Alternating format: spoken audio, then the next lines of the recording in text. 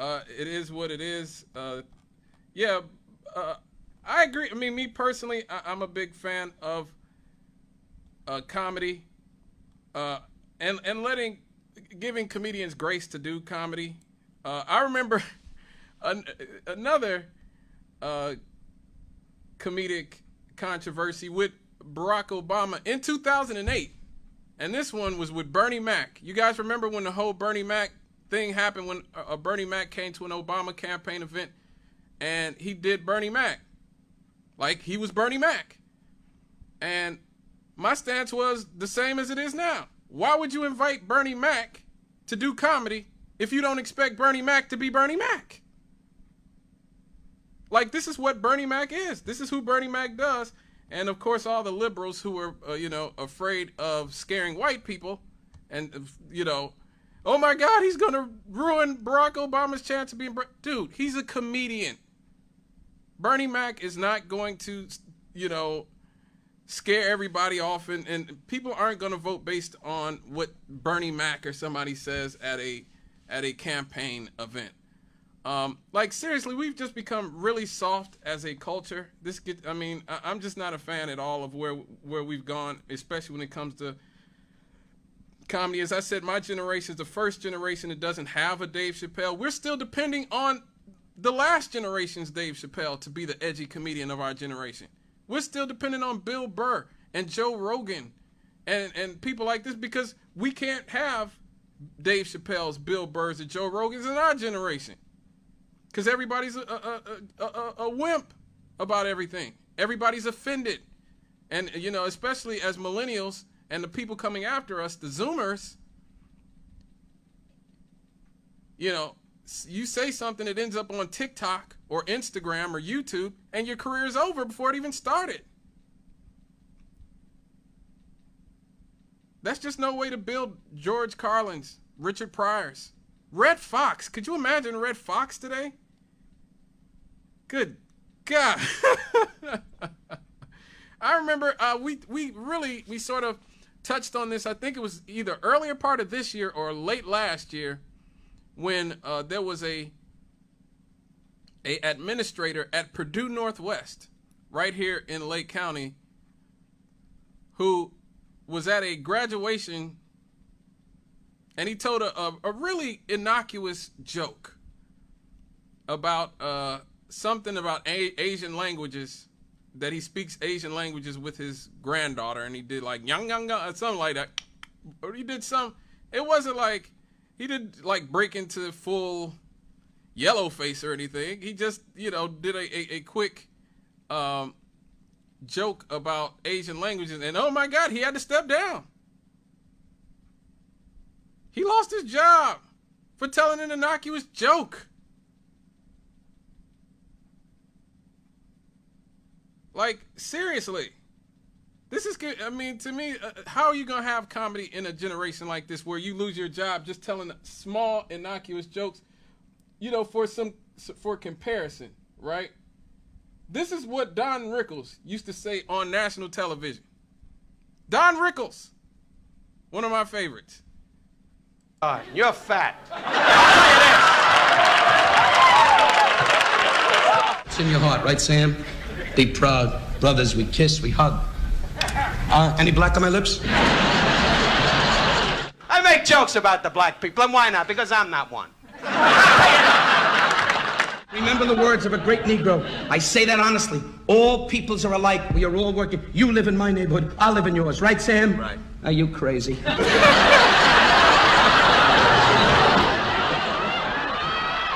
Chinese, Japanese, Filipino, my ass, you're a Jap. I'll tell you this.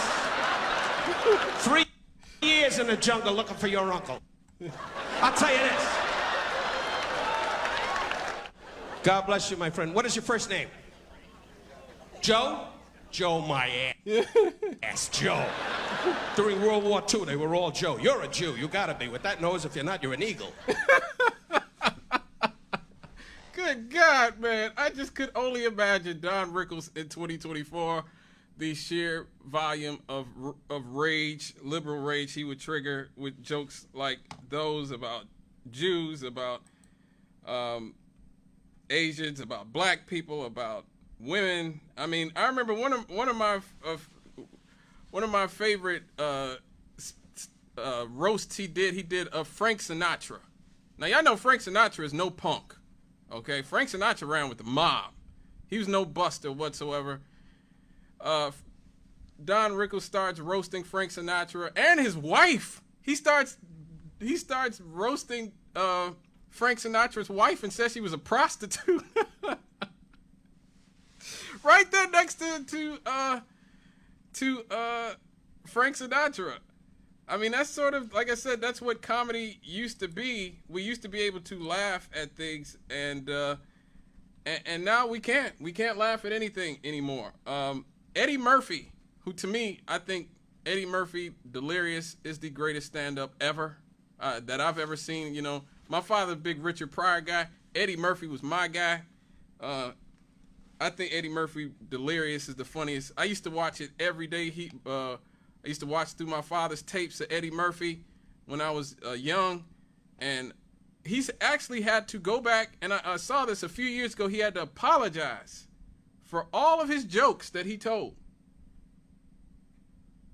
Like, seriously, Eddie Murphy literally had to apologize for telling jokes about the LGBTQRSTUV community and all that other stuff, and he had to donate a bunch of money just so he could keep working, I guess, in Hollywood.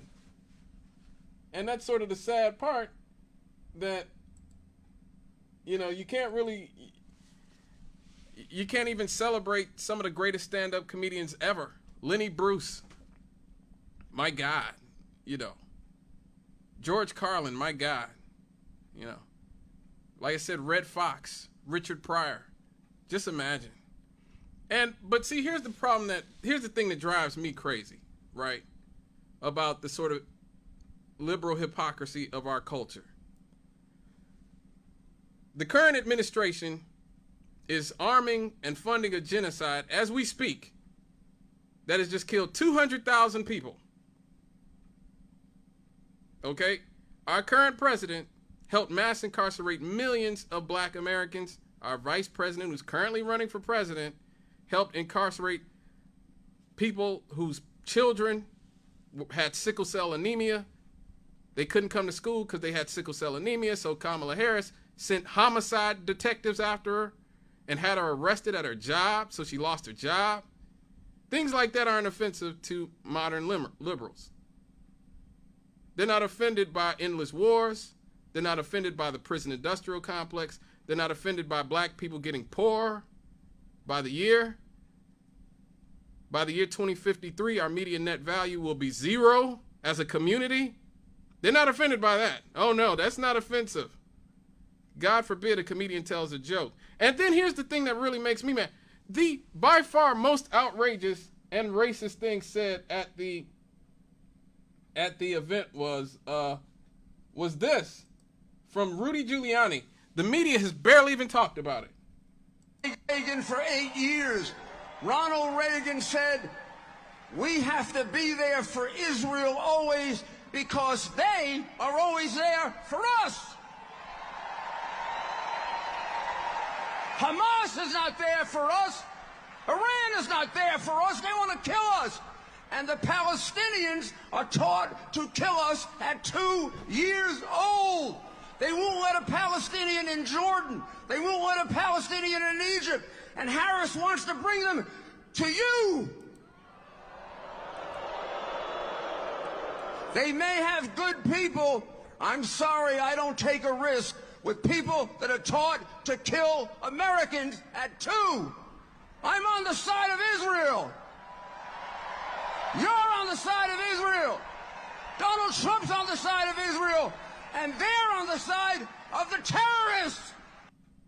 Now, Rudy Giuliani just literally made an argument that it's okay to kill 2-year-old Palestinian children. That it's okay to kill 200,000 people and ethnically cleanse an entire ethnic group off the planet. Very little outrage from the media. Very little outrage from the Democrats. Now, why is that?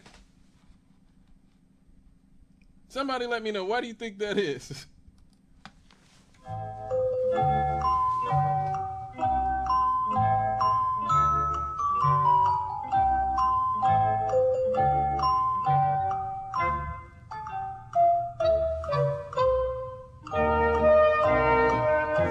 because they agree with it.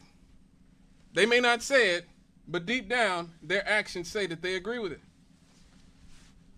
And that's why both candidates running, at least in the mainstream of the two corporate parties, are basically pro-genocide. Kamala Harris has sat by while 200,000 people of an entire ethnic group of people, brown people, have been wiped out, and then she wonders why Arabs in Michigan are thinking about voting for Donald Trump or Jill Stein. You're literally murdering all of their relatives currently.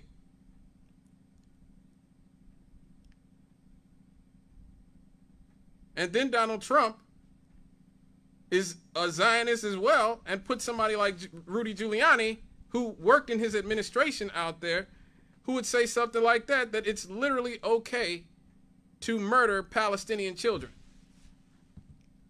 Yeah, they're 2 years old, but they're taught to kill us at 2 years old.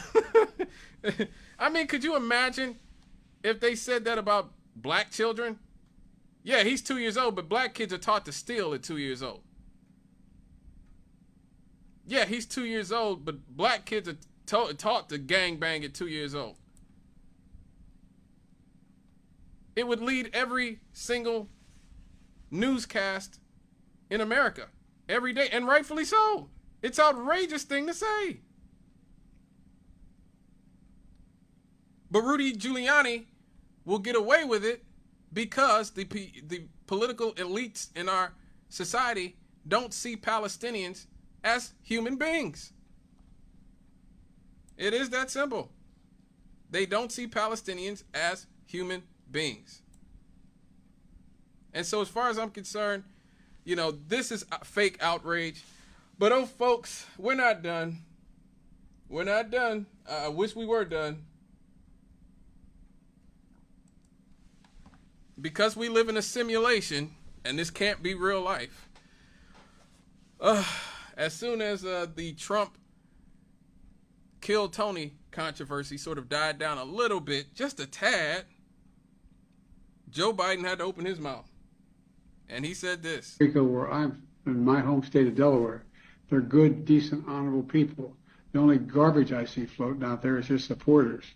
His demonization is seen as unconscionable, and it's un-American. So that's our current president. I know y'all forgot Joe Biden is the president currently. That's Joe Biden, whose brain is oatmeal, it sounds like. The man can't really formulate sentences at this point. But so everybody was outraged about the garbage comments at Madison Square Garden.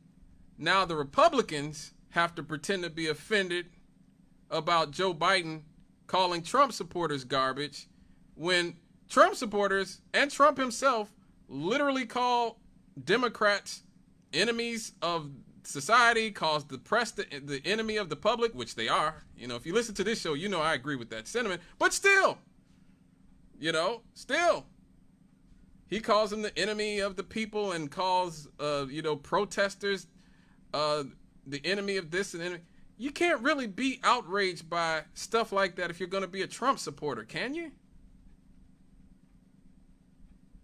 Can you really be that offended by what Joe Biden said if you sit there and watch Donald Trump say horrific things about Kamala Harris, about Joe Biden, about Democrats, about, the left, You just can't. I'm sorry. So I have to label that as fake outrage as well. And so that's where we are. We're in this cycle. We are trapped in a cycle of fake outrage. The Democrats pretend to be offended by something, and then the Republicans have to find something to pretend to be offended by, and we just go round and around. Round and around. So now just today, the Republicans now are pretending to be outraged because one of Kamala's surrogates, Mark Cuban, who used to own the Dallas did he own the Cowboys? The Dallas Mavericks. Mark Cuban owned the Dallas Mavericks, said something to the extent that Donald Trump doesn't like strong women, or you never see Donald Trump around strong women, or something to that extent, because this just happened. I didn't have time to get that clip. But then all the Trump women got together. Oh my God, I can't believe that Mark Cuban would say this about female Donald Trump support. It's just fake. All of it is fake. And this is the problem. This is the problem. We don't get to talk about real issues. We don't get to talk about poverty. We don't get to talk about health care. We don't get to talk about the military-industrial complex, the prison-industrial complex. We don't get to talk about how Wall Street is pilfering the public. We never get into this because we're always stuck in this cycle of constant outrage. I mean, you want to be outraged by something? Be outraged by Elon Musk giving away millions of dollars, apparently subverting election laws to sign people up to vote who might be Trump supporters. Elon Musk is literally trying to rig the election for Trump through Twitter. I did that story a few weeks ago. That's outrageous. Where's the outrage? Crickets. Where's the outrage about Bill Gates just last week giving Kamala Harris $50 million? And this, we're not done with Bill Gates. We're going to talk about Bill Gates some more in this show. Oh, yes, we will. Oh, yes, we will. But he gave Kamala Harris $50 million. That is outrageous. They are literally having a battle of the billionaires while people are starving. And people want to talk about jokes. Good God, man. All right, folks, on our slightly delayed episode of Straight Outta the Cannon with me, Scott Cannon. It is 7:19, so I'll be here to 8:30 because we had to move everything back a half an hour so that our friend Will Miller could get his time in. I hope if you are at the WLTH Facebook page, I hope you watch Will Miller's segment that came on right before mine at 6 o'clock. It's up there. He has something to say. You may not agree with all of it, but I think you should give it a shot personally. I was here watching it, and again, I think you should listen to what he has to say. My prediction for this election, I think I've gone back and forth in my mind about what would happen. It's funny, 2 years ago, I said there's just no way that the Republicans can win after overturning Roe v. Wade. Just can't happen. White women are going to come out in droves. Alienated Miss McCready. She got real mad at me for saying white women love abortion.